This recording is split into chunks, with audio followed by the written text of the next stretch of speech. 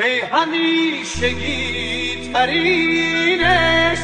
در حضور حضرت تو، ای که می سوزم سر و پا تا ابد در حسرت تو. به تو نامه می نویسم، نامه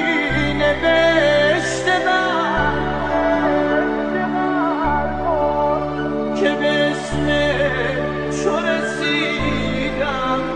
قلمم به گریه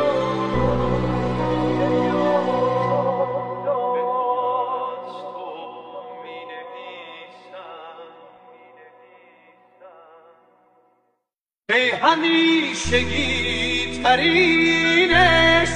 در حضور